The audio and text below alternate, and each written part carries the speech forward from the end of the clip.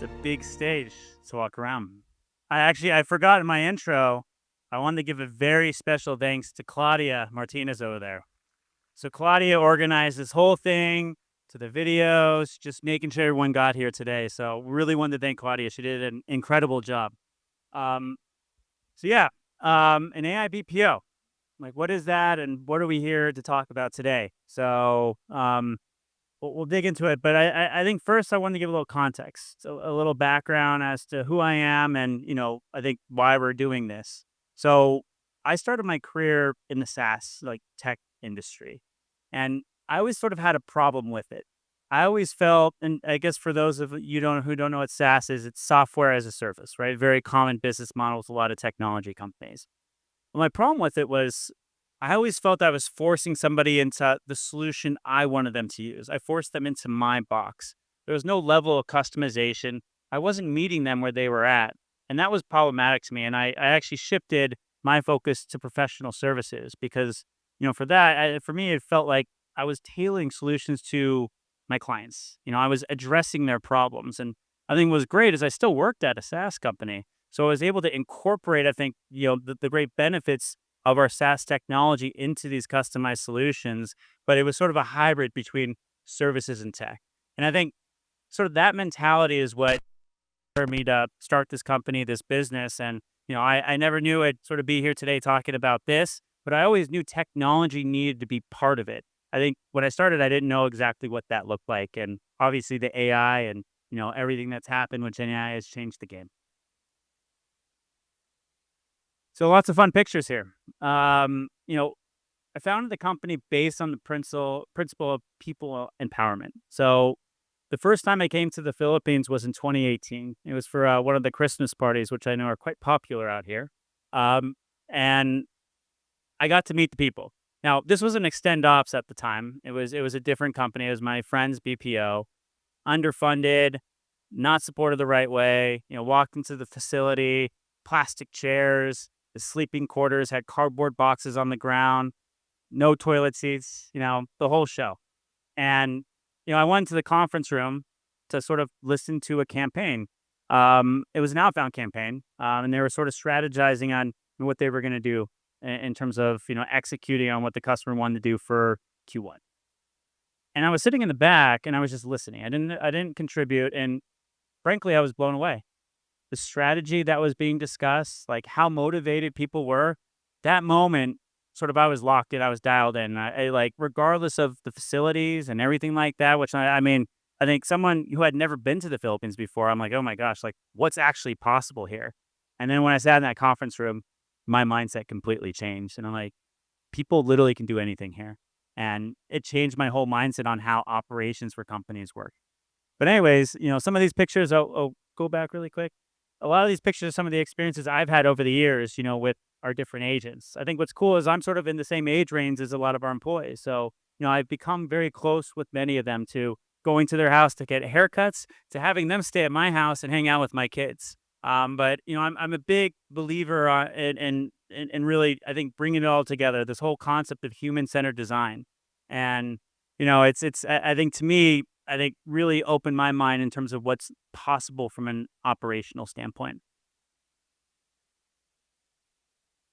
But here's the thing: people empowerment. How do you scale it? It sounds good, makes sense. It's easy to do with a few accounts, but then you start growing, and the operational complexity starts to take over. And that's sort of what I've been working through the last few years as to how to figure that out. So we started with paying people more, right? 20% more on this billboard, right? This was in Monterrey, Mexico. And look, I think for me, you want the best people, you got to pay them the most, right? The best people deserve to get paid the most, right? But to me, I was missing some important things here. And I also was naive. I was new to the industry. I'm like, I can just, undercut everyone. It's a pretty big margin game, right? Especially when you're not incorporating and utilizing technology. And sure enough, in 2023, a really fun macro event happens. When I started the business, I didn't realize exchange rates matter that much and that we needed to have currency hedges in place. And in 2023, the peso, the Mexican peso, not the Philippines peso, the Mexican peso, and the US dollar went very separate paths. Not to our advantage. It was a 20% flip in about 9 months and completely threw our margins on their head. And, for me, like I always go, oh, we're going to beat the big BPOs. They don't care about the people, right? People are numbers. And I find myself becoming like these big BPOs. I'm like, I'm losing a ton of money. I don't know what to do. Like, this costs so much. This isn't going to work. And how do I do this? Like, how is this going to work? And it was a pretty dark time. I became quite disenchanted with the entire industry. I'm like, I don't know how to make this thing happen anymore. And I was frankly almost embarrassed to walk to my office, like walk into my offices. I felt like a hypocrite. But then something happened. In 2024, I don't know if anyone's familiar with the company Klarna, but they came out with this press release in collaboration with OpenAI. More or less, they said they were going to get rid of 2/3 of their CX operation. They could automate it all because this Gen AI technology was so great. And what happened? Well, I'm sure some people have some teleperformance experience or at other BPOs, but the stock prices decided to not really go in everyone's favor. And there was actually teleperformance's stock was temporarily halted. It dipped 27% that day, which is crazy. And so I'm coming out 2023 going, gosh, like, the exchange rate stuff, like, how do you scale this thing? And then this article comes out. And I'm like, crap, I was in a pretty dark place. So what do? Text my brother. So my brother is my co-founder, Mikey, who will be up here later today. And anytime I'm frustrated, I always text Mikey. And I'm like, Mikey, like, I mean, as you see, like, this AI stuff's going to, I won't share what else I had to say there, but it's crushing valuations. We got to make moves. We're screwed. What's going to happen? And Mikey, I don't know how. I don't know what happened. Like, but he's a very positive guy. Anyone who knows him knows what I'm saying. And he's like, big dog, for good, man, for good. This is actually great. Like, we're in a really unique position. I'm like, say more. And I didn't share the rest of the conversation here, but more or less, he realized that like, this was marketing. This was more or less a collaboration with OpenAI, to go to market and to sort of show how effective their solution was. So he's like, Sean, let's talk to your customers. You'll find out what's going on. So I did that. I went and talked to our customers and, asked them, hey, how's it going? What are you doing in AI? Like, is our business at risk? And what I realized was that a lot of our customers were kind of in the same boat as us. They were trying to figure it out. They didn't know what to do. They wanted partners to help them figure that out. And I think at that moment, I sort of realized, wow, like, there's a big gap between what's on LinkedIn and all the marketing content and what's actually happening. And I think that gap is what got me and Mikey very excited. There was a massive, massive opportunity. And sure enough, I don't know if anyone saw this tweet, back in February of this year, Klarna walked back that press release. And more or less, they had an epiphany. People actually do matter. They are important, like, especially in an AI world. So Sebastian, we are laughing a little bit. I mean, granted, a lot of people who lost money on some of those stock trades probably aren't. So we embrace this concept. Do things that don't scale. And frankly, our whole business was that. It was a massive people operation. And frankly, we weren't going to ever be able to play the game like the big BPOs unless we sort of wanted to compromise who we were from a people empowerment standpoint. So we decided to double down on this concept of do things that don't scale. And we decided we were already working with our customers on the technology front. We had actually, back in 2022, we had acquired a conversational AI company. And we're like, all right, we're going to sell this as sort of an add-on service and everything like that. And we're going to sprint to get some tech revenue, up our valuation, and, go raise some money. And I'm like, no, that's not the right move. That's what everyone else is kind of doing. We're going to do it for free. We're going to work with our customers. And I think for us as a business, as a company, we were quite lucky because we were working with brands that, frankly, we shouldn't have been working with. We were working with massive companies. And we saw an opportunity to more or less co-develop our tech with some of the big brands that we were already doing service delivery at scale with. So I think do things that don't scale, but also do what others can't do. So I looked at the BPOs, the big BPOs. And I mean, look at all their stock charts from last year. not what you want to look at in your investment portfolio. But I think the big thing I took away from here is that the shareholder is more important than the customer. And the shareholder is a little near term in terms of their viewpoints, in terms of the ideas. And so they're not going to make changes for the customer. They're not going to do what's best for the customer, which made me pretty excited going, we can do something that they can't. We can go after our own business and utilize that to train our AI. But then all these different technology started companies that come out, right? And Doc actually even mentioned it, right? The tech companies are coming after the BPO revenue. But tech companies don't understand people. They say they do, but they don't. And the reason I was, that was my background. That's what I did. But they've never sat their butts in a call center. You go sit in a call center, it's a very sophisticated operation. A lot of different things happening there. A lot of really smart stuff happening there. A lot of context there. And context matters in this day and age of AI. So for me, I think this tech arrogance as if like we can just automate everything, that the work we're doing in these call centers is that easy. The answer, it's not. It's a very sophisticated ecosystem. So I really like this slide because I think it actually, this one gets me really excited because it's all about the data. It's all about the data because what drives how good AI is?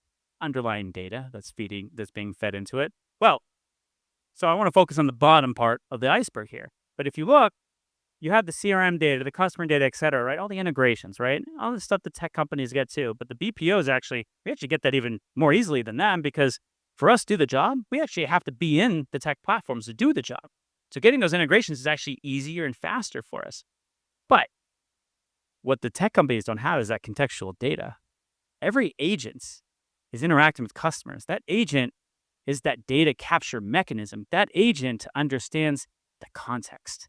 And we have that. And we can guide that and we can work with our customers to control that. We have the opportunity to establish these incredible feedback loops that are super powerful that allow us to create higher quality AI, implement AI faster, and also do it in a far risk mitigated way. This whole crawl, walk, run approach. So something needs to change because how are we actually going to go do everything that's happening right now? Because the traditional model has been headcount based in BPO land. It's all about cheeks and seats, right? Like we need to get more headcount. We need to get more headcount. That's the business model. The reality is that's changing to something that's outcome based. Customers want performance. Customers want delivery. Customers want to make their business better. They don't want to add more headcount unless they have to. So to me, it's sort of this new hybrid where it's a combination of both services and tech. And what we're sort of leading into is this whole concept of software delivered services, this SDS model. It's not SaaS, it's SDS. It's this hybrid. Bum, bum, bum. I don't have any dramatic music, but, introducing the AI BPO.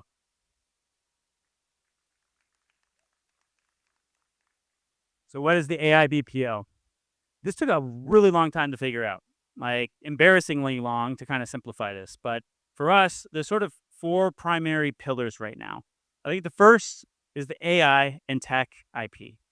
You have to own your own technology.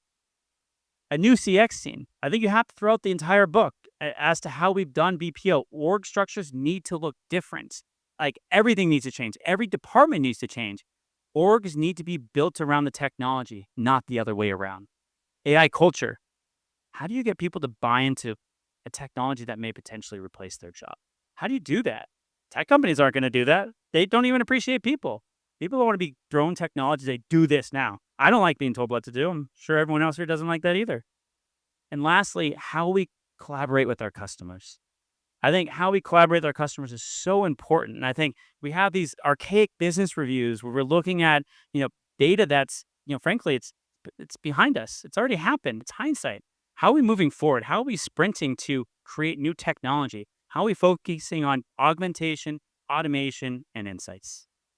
So let's drill into this a little bit because I think this is really interesting. A little biased, obviously. So owning your own, tech IP. I think this is important because you have to be objective to be a good partner. When I work with a customer, I shouldn't have an agenda. I should do what's best for them. It's back to my first slide. That's why I like professional services. What's the solution that's best for my customer? Sometimes it's more people. Sometimes it's tech. Sometimes it's a combination. And I think you have to meet people where they're at.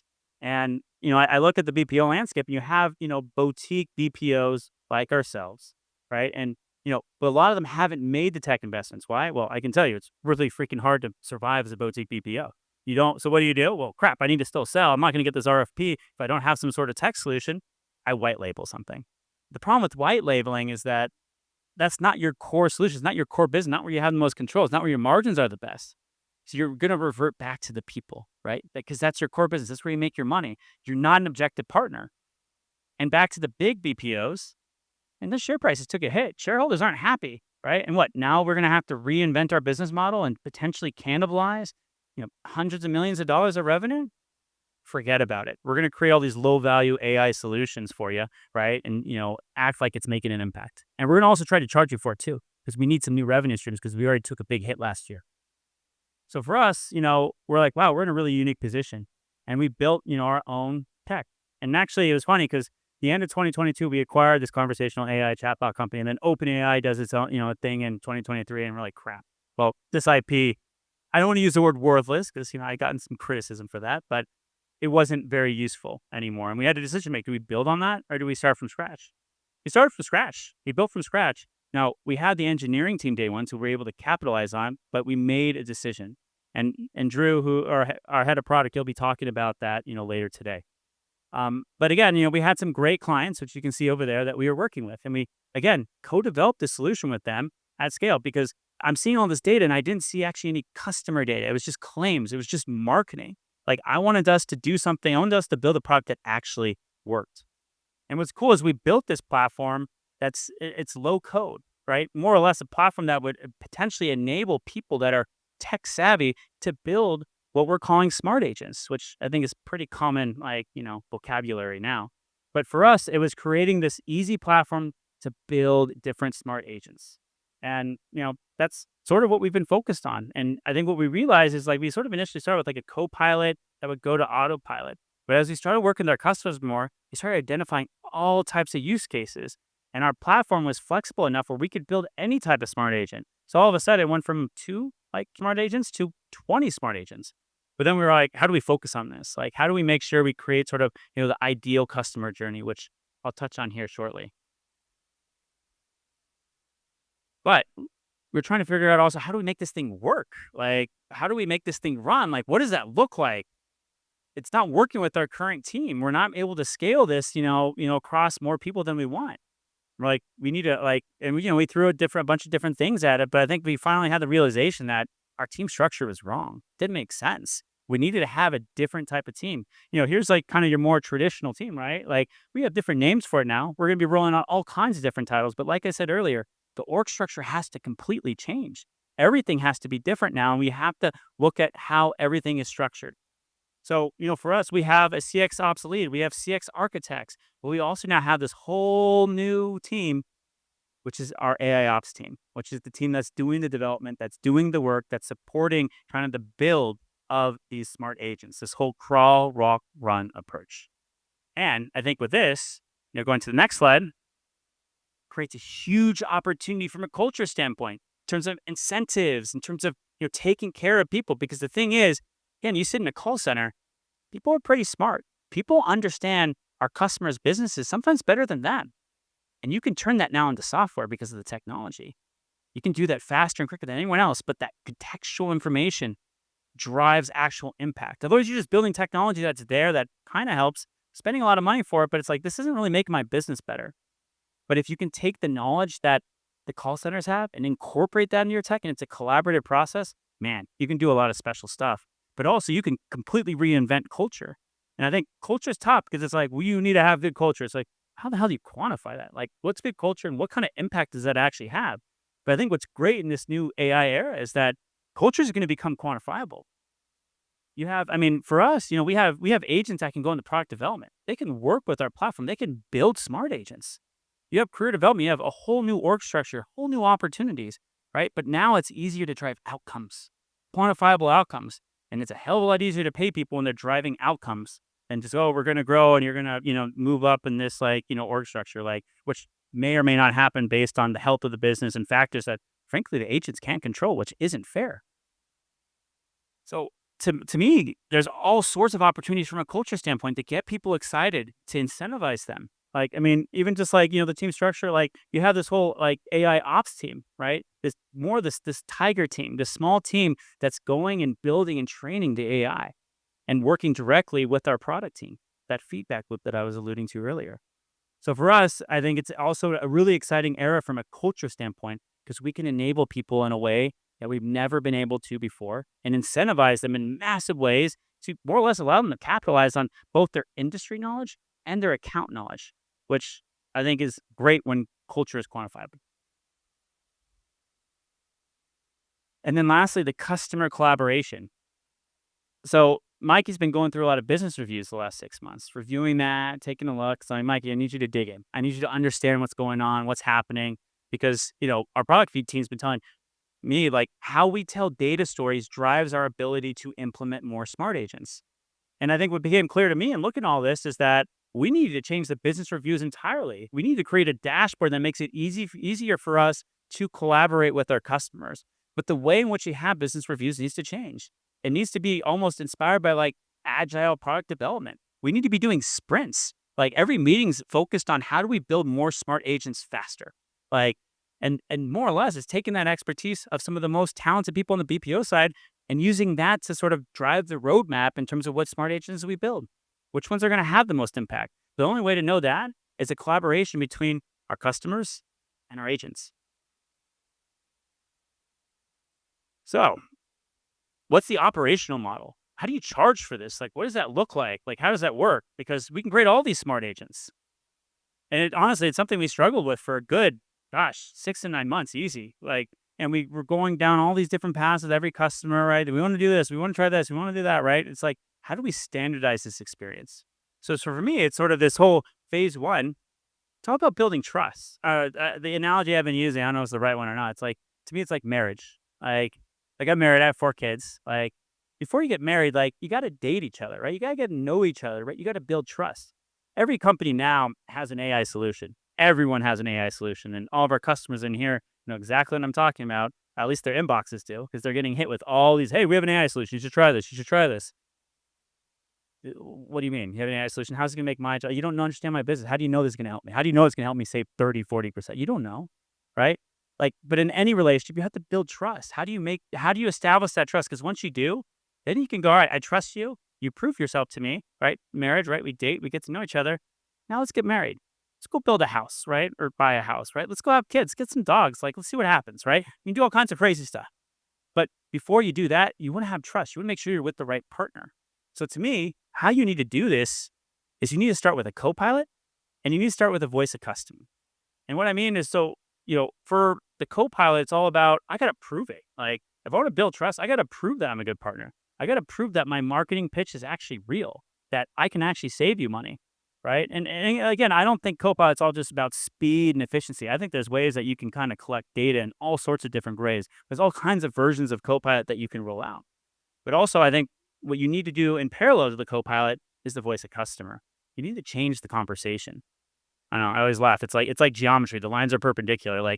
You should hit SLAs and KPIs are kind of a given. That should just happen, right? Why are we talking about that? Duh, I hired you, you're supposed to do that. Why is it something we're focusing on so much? Tell me how you're gonna make my business better. Tell me how I can make my company better. Tell me how I can tell sales and marketing they stink, right? Or product, that feature is not great. And I think to me, you've got to change the conversation. So you got to prove it with Copilot and you got to change the type of conversation, which then ultimately gets you to phase 2. Once you prove Copilot, you can roll it out to the rest of the population. It works, right? You've proven it. And we have some great data that Mikey will show later in terms of a really awesome 12-month study that we conducted, running it against different cohorts, and showing how the Copilot can be rolled out and how it really improves all the different metrics across the board, not just AHT. Also, with voice of customer, you can expand that, you can scale that, you can pump more volume through it, right? There's a lot of different technology platforms that a lot of our customers are using that pretty damn expensive, And also, it doesn't necessarily do all the things I need it to do. Be nice if that was tailored to me. Also, I think you have an opportunity to do automation, which I don't think made it onto this slide here, unfortunately. We'll have to update that. But the Copilot can go to automation, right? Like, it's the whole crawl, walk, run approach. You don't want to do automation without doing Copilot first and making sure it works out. You want to put training wheels on before you try to ride a bike. But then lastly, I think the one I'm most excited about is creation. Once you understand your customer, once you understand what they're trying to do, you can build any smart agent, right? And we have that platform to do that. But let's not get ahead of ourselves. Let's not try to do a million things and try to boil the ocean. Let's build trust. Let's build something that works, right? But also, I think the important part of phase one is you got to meet people where they're at. Different companies have different tech stacks, different maturity of their outsourced operations, and even their internal teams. They're different. There's different staffing levels. It's tough. It's hard. How do you charge for this? It's the hardest thing with this SDS model. How do you charge for it? You know how you do it? It's got to be free. It's got to be freemium. Like, you have to have a freemium model at the front end of it to prove it. Embed it in the hourly rate. Make it easy for people to get involved. Let's start generating some data. Let's start working on it. Let's see if this actually works. Let's see if this actually makes my business better. And then once you do that, hey, we can get married, right? We can do all kinds of crazy stuff. We can buy a house. We can, have kids, which, I mean, I have 4, not cheap. Like,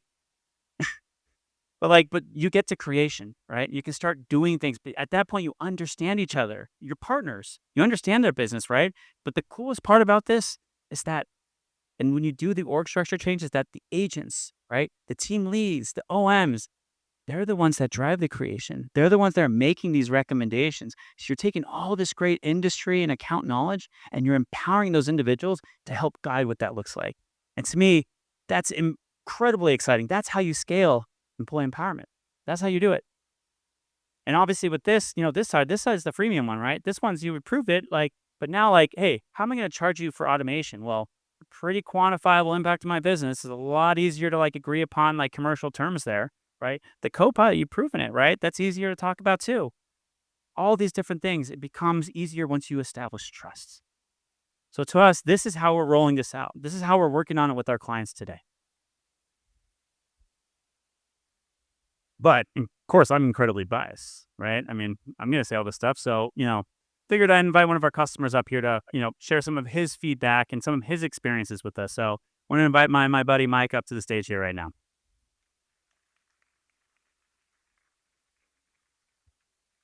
We'll sit down now. So Mike, I was messing up earlier with the questions of Mike. He's like, dude, just write a freaking note card. So. Yeah, it's kind of amateur hour for me, to be fair. But anyways, all right, let's start. Let's keep it easy. Let's do an introduction. Who are you? What are you doing? And I guess just to steal a little bit of your thunder, because I obviously like to talk. I think what's cool about Mike is he has the BPO and the brand experience. So he kind of has worn both hats, which I think is really cool because he understands the importance of people. So I'll shut up now, Mike. Yeah, no, thank you, Sean. Pleasure to be here. Thanks for having me. I'm Mike Beaubrun, the director and global head of customer experience for Condé Nast. I've been in the customer experience space now for 14 years. As Sean said, wore the hat of the BPO as well as wore the hat on the client side. 8 years in the BPO space and 6 years on the client side. I've worked across all different industries such as food for HelloFresh, aviation, JetBrew, retail, Untuckit, healthcare for Geisinger Health, telecom, Verizon Wireless. So I've done it all across the customer experience space. And I've been at Condé Nast now for 4+ years. Most people don't know who the heck Condé Nast is, to be honest with you. I didn't know when they reached out to me, but they are home to iconic brands like Vogue, Vanity Fair, The New Yorker, Bon Appetit, et cetera, et cetera, et cetera. GQ as well. GQ is a good one. But again, pleasure to be here and looking forward to this conversation, Sean. Yeah, man. No, thank you. I also didn't know what Condé Nast. I'm like, I'm like, what the heck is that? And then you were telling me the brands, like, wow. I'm like, that's crazy. I'm like, I didn't realize all those kind of fell into the portfolio there. But so let me ask you, Mike. We've been working together for over a year, I think, at this point, and I think just from your viewpoint, how has this worked? How is working with our company on sort of this XOAA platform and sort of this combination of both services and technology? Yeah, I think XO's approach to the BPO space is completely different, as you mentioned here, right? I think traditionally BPOs are focused on headcount. They just want to throw bodies at the problem and essentially generate revenue in that fashion. For me, with XO, it's been a completely different experience.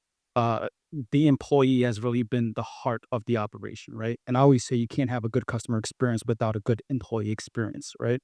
So ultimately, you guys have a passionate workforce that is willing to put in the work and is really committed to the client. There are people here at 5 o'clock this morning. That's how much commitment that these folks have for what Sean is building with the rest of his team here, right? Um, and for me, I think XO, they've positioned themselves as consultants rather than order takers, right? Most BPOs, you tell them what to do, they go and do it, and it's not really a true feedback loop. With Extend Ops, we have a true feedback loop.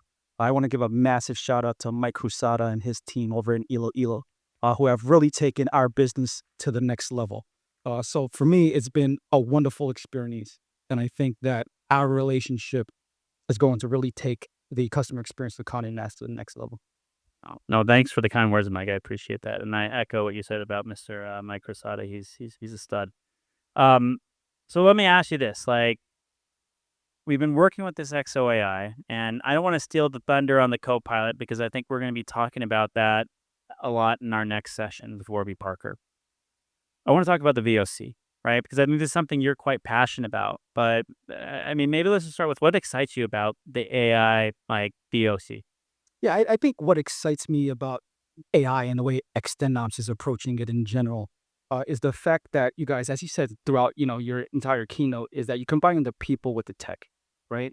Uh, BPOs in general, they focus on the people. The tech side, they just focus on the tech. There's no marriage between the two. And what you guys are doing, you're doing this in a very responsible fashion, where essentially companies like Condé Nast and stakeholders like myself can implement AI with minimal risk, right? And I think that's what's extremely important. This is a very niche space. You hear a lot of horror stories. So being able to implement AI in a responsible fashion with people in the loop is instrumental, right? So that's what really excites me about what XO is doing. I haven't seen any other vendor who's doing it in that fashion. And trust me, every single day I get 50 to 100 different emails talking about, hey, I have AI, come check this out. And it's just another AI pitch, right? But you guys are really doing it in a fashion that makes people comfortable. Appreciate those words. So, back to the phase when I was talking about, it's about trust, right? Like, sounds good, right? Like, but how long does it take for you to see value in this? Like, how long did it take you to start seeing impact across your organization? So to be honest, when I first started working with you guys, and you said that it was going to be like an immediate impact, I was like, yeah, that's BS, right? Everyone says that. It's A not. little bit of sales, you know? Yeah, a little bit of sales. But to be honest with you, within 30 minutes of us turning this thing on, it was able to share insights with us, right? If you look at the screen up here, once you plug this bad boy in, it's going to give you trends. So it's going to give you the emerging trends in terms of the topics. What are people talking about? But then you could actually tap into it and say, hey, what happened last week? What's happening yesterday? You could set parameters and it's going to pull it up to you and ultimately give you what you need. So this thing is pretty much dummy proof. I think you guys tried to replicate what Perplexity is doing from a chatbot perspective. But I'd say in terms of value, we saw value within the first hour, right? It was incredible. What used to take us, you know, days to figure out, we were able to figure out instantaneously. So that's how quickly we saw the value. And I really wish we were messing around with videos and such earlier, and I don't know how like yeah, I guess you have limitations from a technology standpoint with a movie screen. The things you learn about doing an event here, but we have screenshots we want to share, but we do have like demos and stuff like that that we'd like to share at some point with everybody. So just wanted to kind of disclose that because I was really hoping we could actually like get in the platform, click around, show you guys stuff today.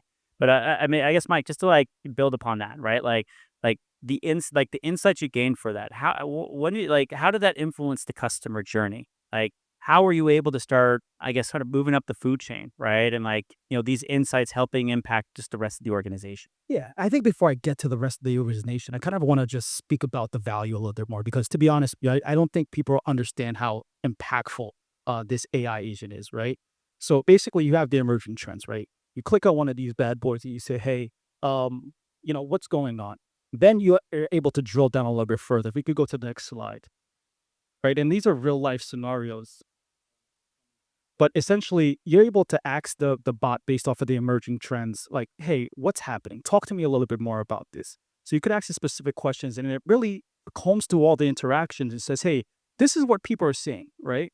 And it used to take a very long time to really understand what all that was, but now you're doing it instantaneously.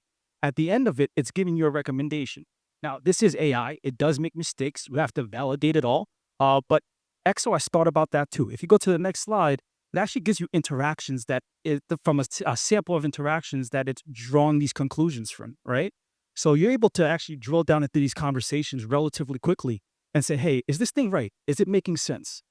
And if it is, you run with it. If not, you pose the question in a different way and you make it happen in that fashion. But I think from a value perspective and an AI perspective, EXO has thought about this through collaboration with partners like myself to really make this work for different businesses. Any examples you wanna share, Mike? Like, what does Yeah, that look like? yeah. Like, So for example, right? I'd say I'll give you three examples. One, the New Yorker. We had a massive login issue. People were constantly contacting the New Yorker to say, "Hey, I can't sign in. Every time I sign in, it signs me back out. What's happening?" We saw churn increase because of this issue.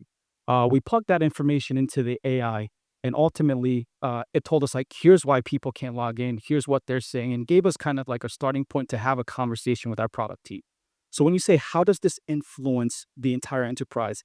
It gives you the ammunition you need. It gives you the insights you need to really partner cross-functionally in order to improve the end-to-end customer journey. Customer care historically has really been a silo. It's been, very reactive. We get calls, we get emails, we respond to them, and we move on. There is so much rich data that lives within customer care that could ultimately influence the company's roadmap. So with a tool as powerful as EXO's VOC, you're able to draw from those insights and ultimately have a large sample size to really move the company. I think we all have a version of VOC where it's like we have some QA agents or some intern comb through a few interactions, maybe like 100, 150.